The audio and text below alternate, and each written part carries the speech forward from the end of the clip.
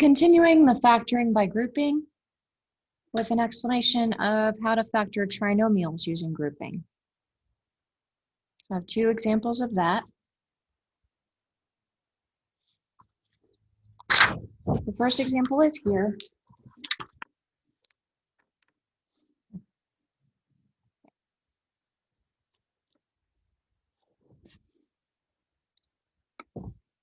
Seven x to the fourth power plus 54x squared minus 81.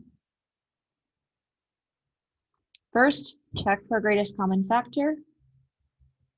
And these three terms don't share any factors.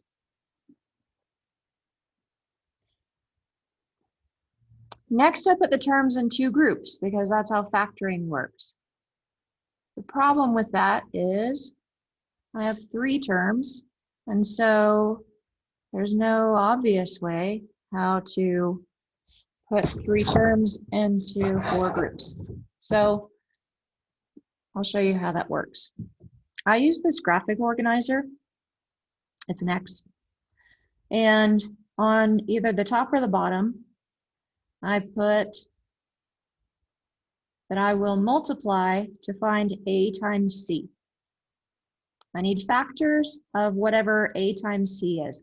I get A times C from a quadratic equation in standard form, ax squared plus bx plus c. Because when I factor a quadratic like this, I know that to get A, I multiply these two first numbers together, whatever this is. And to get C, I multiply the last two together.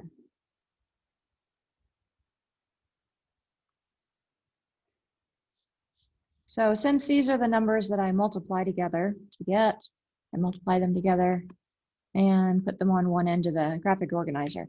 I will add these middle numbers outside and inside numbers. I add to get B. So on the other side, I put B, and I know that my two factors, I'll have to add to get that. I'll have to multiply these two numbers to get A times C.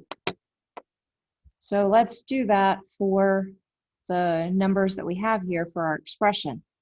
I need to multiply and get 7 times negative 81. 7 times negative 81 is negative 567. So I'll have to multiply two numbers together to get negative 567. That's why we do math in pencil. Okay, and I will add these factors, whatever they are, together. Same two numbers. I'll add them together to get 54. I just need to know what magic set of numbers that is. And if I multiply, I get this, and if I add, I get that. So I'm going to factor negative 567 to figure out what combination of numbers I need. I can factor on a calculator by typing in whatever the number is divided by x, and then making a table. So you can do that in Desmos, or you can do that with a graphing calculator if you have one. And what's useful to me is right here.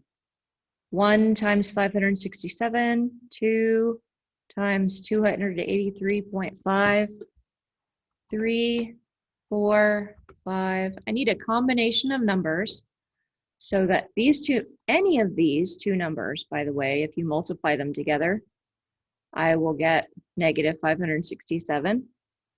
But I need a pair that if I add them, I get 54. So let's keep looking down the list.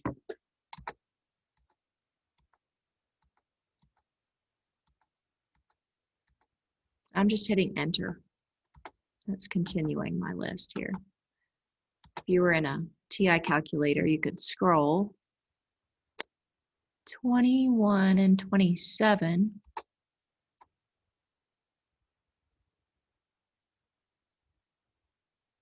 Oh, wait a minute. One of them's negative and one of them's positive. Let's go way back up here. 63 and 9. Got excited and forgot what I was doing here. What if I traded signs here and I did -9 and positive 63? If I add those together, I get 54. So let's use those numbers, -9 and 63. -9, 63. So what I'll do then is I'll replace this middle term with -9x squared and 63x squared, because I know if I multiply them together, I'll get -567, and if I add, I get 54. So I'm just going to take this 54x squared out, but -9x squared plus 63x squared instead. And I'll write the rest of the problem around it, 7x to the 4th, and then -81 on this side. Now I have 4 terms. So I can put the terms in 2 groups, first 2, second 2. And it doesn't matter order, -9, positive 63. It doesn't matter which one's first. It doesn't matter if this goes in the 81 group or if this goes in the 7 group. So I'm going to work it out this way, but if you want to trade these because it makes your brain happier to see the 7 with the 63 and the 9 with the 81, that's fine. We should get to the same answer. So my 2 groups will be 7x to the 4th minus 9x squared plus 63x squared minus 81. With this first group, they each have x squared, so that's my common factor. With my second group, I can factor out 9.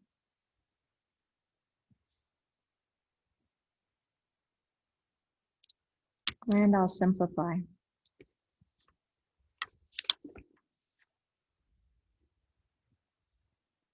X squared times 7x squared minus 9 plus 9 times 7x squared minus 9. And my common binomial, 7x squared minus 9. So if I were to pull these out and then group what remains, my factor expression becomes 7x squared minus 9 times x squared plus 9. And I can't factor again. I have another example for you. Not this problem here. 32x to the 3rd plus 236x squared plus 84x. I don't have my steps printed here, but I'll use the same steps that I've used for every other grouping problem. First, is there a greatest common factor?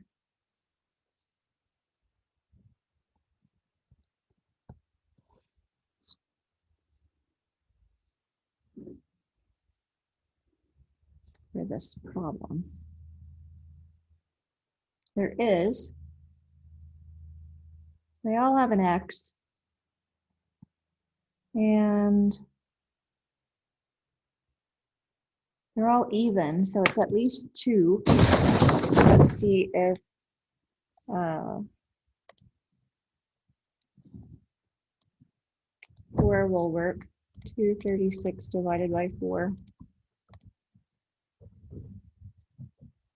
59 is prime, so I won't have anything bigger than 59. 84 divided by 4.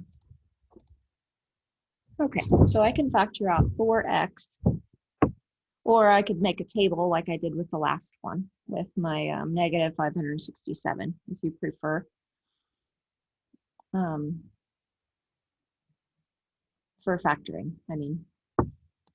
So I will factor out 4x from this problem. Here's my calculator.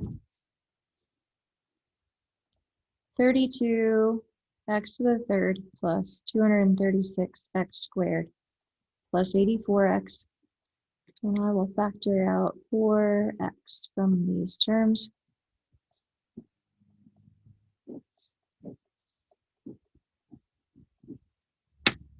Simplified, I have 8x squared plus 59, we said it was, x plus 21. And my 4x is then outside the group.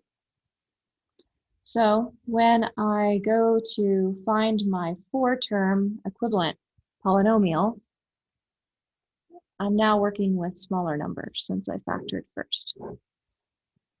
I need to know what numbers can I add to get 59, but if I multiply, those same factors will be 21 times 8. Well, into 29, 21 plus 8. 21 times 8, 168. So I need factors of 168,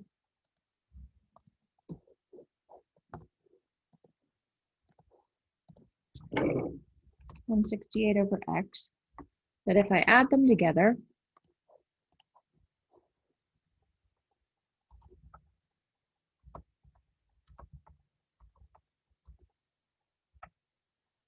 I'll get 59, and I found it already. Here. 56 plus 3 is 59, so I will use 3 times 56 here.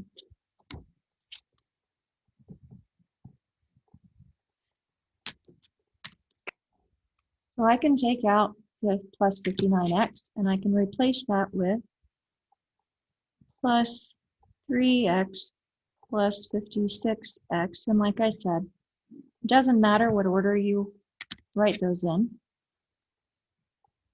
Write the rest of the problem around it.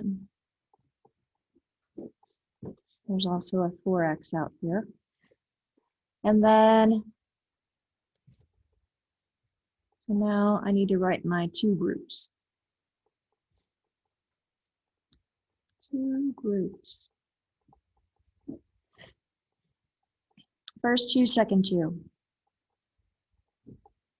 8x squared plus 3x plus 56x plus 21. And this is all times 4x. My first 2 terms, so I got GCF each group is my next step. I can factor out x. My second group, I can factor out 7. So I'll simplify this as x times 8x plus 3 plus 7 times 8x plus 3. This is all times 4x. And then I factor the common binomial, which is 8x plus 3. So I can rewrite my problem as 4x times x plus 7 times 8x plus 3.